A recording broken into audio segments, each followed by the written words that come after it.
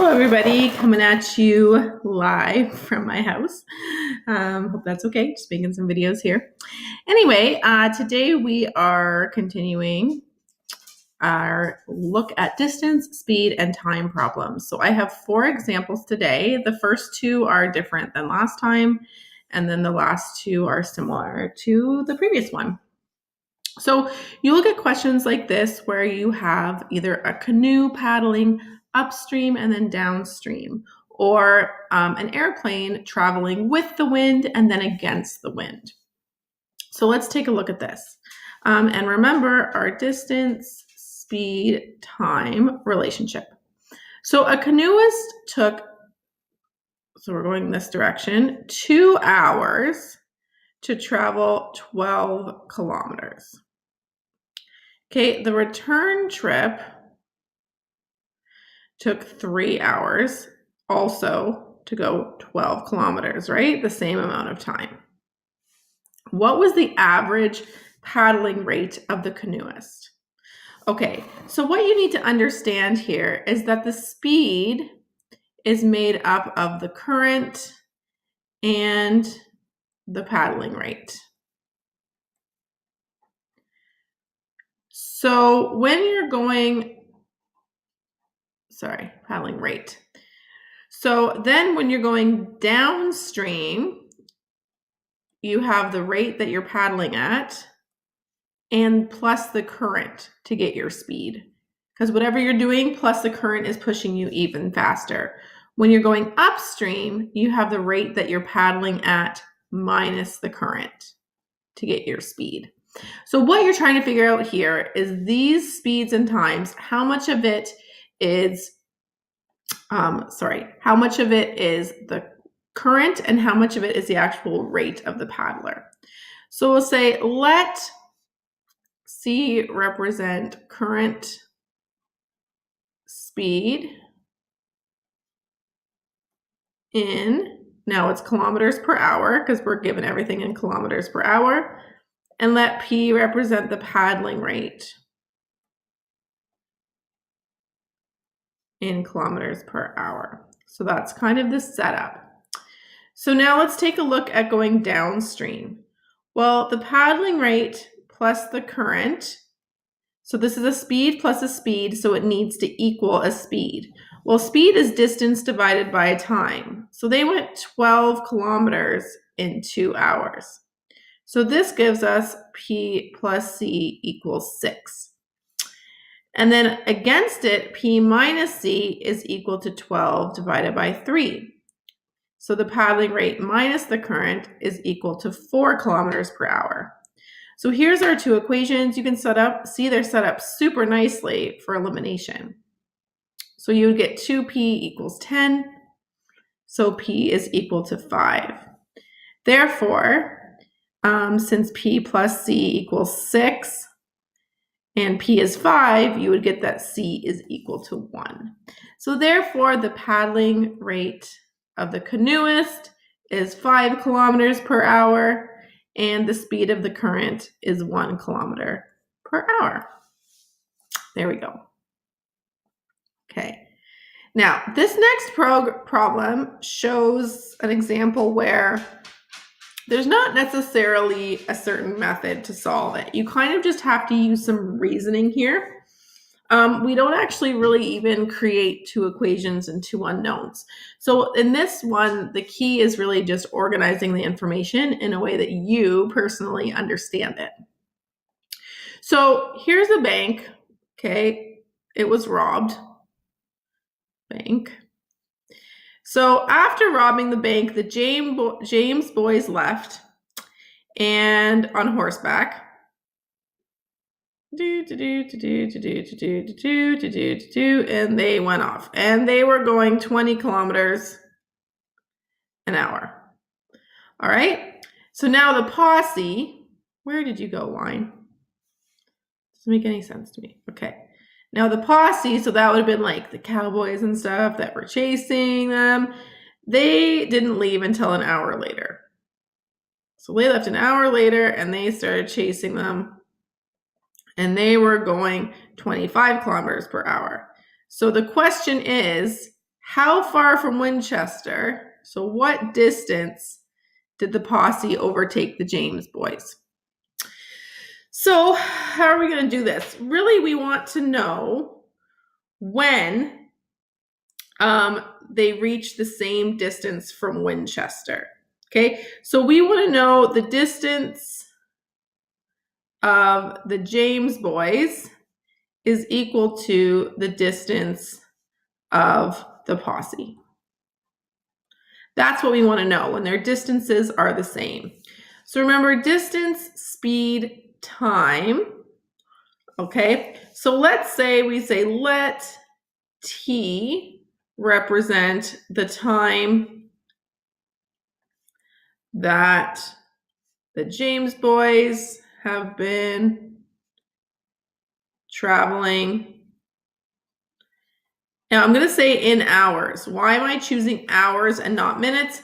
Well, because my speed is in kilometers per hour, so it just makes sense to use hours. So then the distance of the James boys is their speed times their time.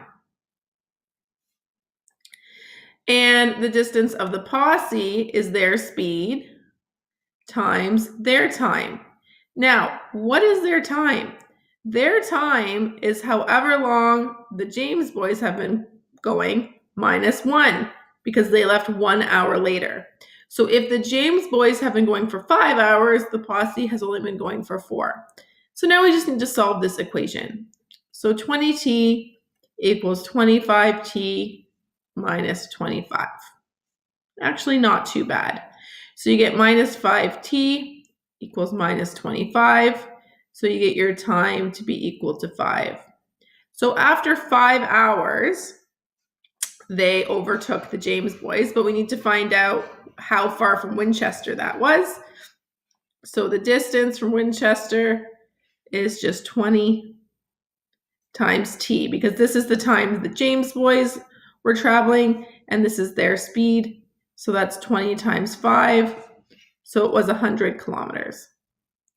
So 100 kilometers away from Winchester, the posse overtook the James boys and got their money back. Okay, let's move on here to something similar to yesterday. This is kind of just to embed these concepts a little more, and these are maybe a bit more difficult.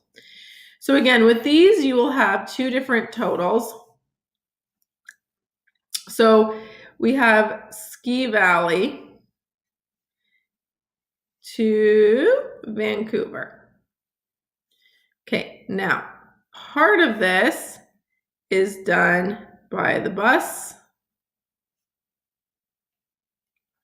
and part of this is done on the train. And we want to know how much time is spent on the train. So let's see the information that we're given here. So we're given that this is 395 kilometers. 395 kilometers the whole way. It says 395. It does not look like it, but that's what it says. Okay. And the trip the whole way is 6 hours.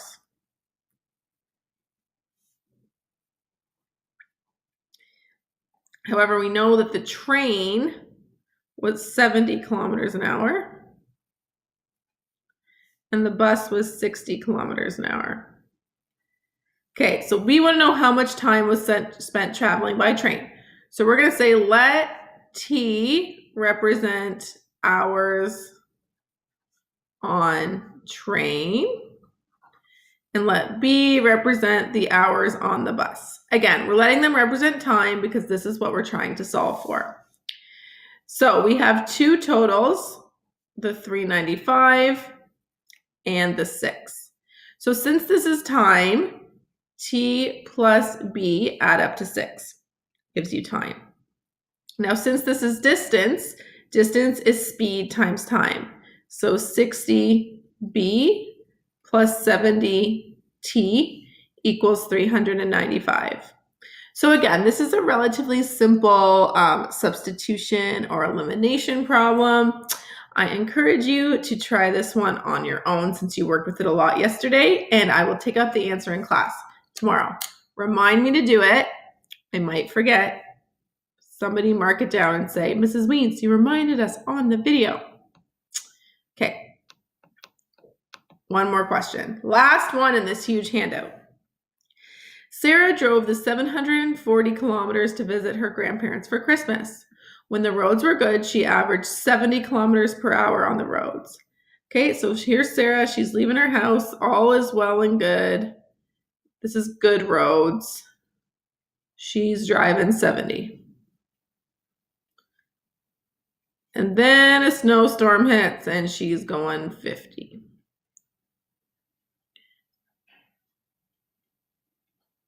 Okay, she spent 2 hours more traveling in good weather than she did in the snowstorm. Okay, so 2 more hours here in the good area than here. How long was she driving in the snowstorm? So we're going to say let X represent, actually don't say let G represent hours in good weather and let S represent hours in the snowstorm. Okay, also we remember that 740 is the total distance. So first of all, we say that the good weather time is equal to the snowstorm time plus 2. Okay, so this is a little bit different because that is a little bit different of a formula. That's an S, not a 5. Then we can say that our total distance is 740. So that's distance is speed times time. So 70 times the good plus 50 times the snowstorm equals 740. So this is just a pretty clear substitution question. Now I can put this S plus 2 in for, sorry, not there, in for G. So I get 70 bracket S plus 2 plus 50S equals 740. So 70S plus 140 plus 50S is 740. Okay, now 70 plus 50 is 120S, and then 740 minus 140 is equal to 600. And now this 600 divided by 120 is equal to 5. So she spent 5 hours driving in a snowstorm. All right, guys, lots of videos there, lots of examples. So hopefully you've identified the different types of word problems. In the next few days, we'll be doing word problems with graphing, where the graphing will get more difficult. So that's coming your way. I'm sure you're excited. But for now, thanks for watching, and I hope you learned lots.